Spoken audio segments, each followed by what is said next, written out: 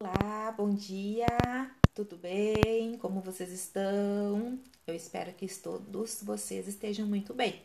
Então, a aula de hoje é muito facilzinha, tá? Porque vocês já dominam muito bem esse pedacinho, tá bom? Então, acompanha comigo, ó.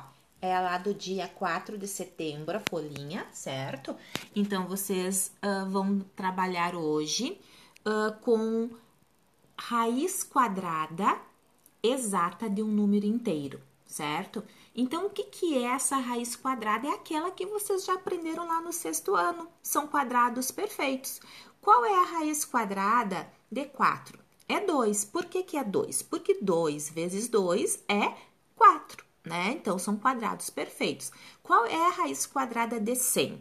É 10. Por que é 10? Porque 10 vezes 10 é 100, certo? É o mesmo conceito, é a mesma regra.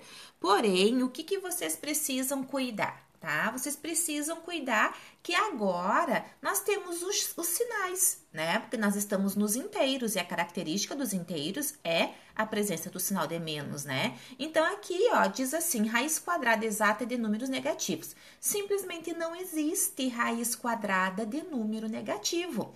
Dizemos, então, que é impossível em Z, conjunto dos números inteiros. Por exemplo, acompanha aqui comigo, ó.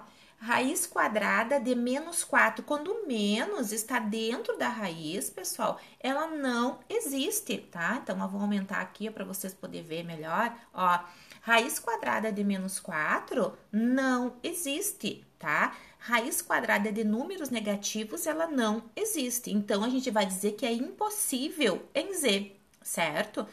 Agora, se eu tiver um menos na frente, olha aqui, ó, um menos na frente, tá?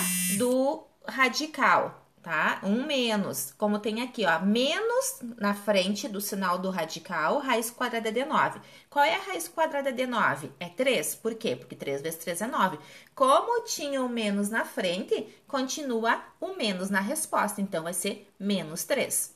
Certo? Aqui nós temos mais esse exemplo, raiz quadrada de 100, então, é 10. E essa raiz quadrada de 100 serve de referência para vocês encontrar qualquer outra raiz maior que 100, certo? Se vocês têm uma raiz de 121, tu tem que pensar em dois números iguais maior que 10 para multiplicar, né? Então, por quê? Porque raiz quadrada de 100 é 10, então tudo que é maior que 100 dentro do radical é um número maior que 10. Para resolver. Então, qual é o segredo dos números, as raízes dos números inteiros? É cuidar o menos que tem lá na frente do radical. Só isso, tá? Extrair a raiz é o que vocês já sabem, o que vocês já conhecem.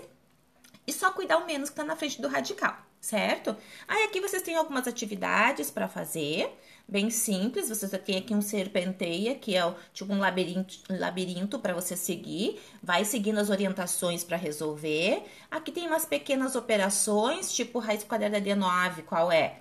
Né? Raiz quadrada de 9 é 3, então você vai escrever 3, mais, quanto é 6 ao quadrado? É 6 vezes 6, então é 36. Então, 3 mais 36 e vai resolver, certo? Aqui tem algumas questõezinhas para vocês usarem símbolos, né? Representar com símbolos, então é só ler, fazer a leitura e passar para a leitura por escrito e passar para a leitura para a linguagem matemática, né?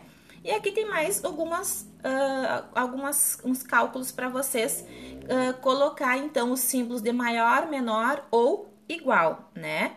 Então, tem que resolver se a raiz resolve as duas raízes, se a potência resolve as duas, e depois ver se essas respostas são iguais, qual é a maior ou qual é a menor, e coloca o símbolo ali no meio, certo? Então, é só isso para hoje, muito simples, né? Então, só tomar o cuidado com o menos na frente do radical. Se tem menos na frente, conserva o menos e extrai a raiz normal, certo? Um grande abraço para vocês, um ótimo final de semana e até breve.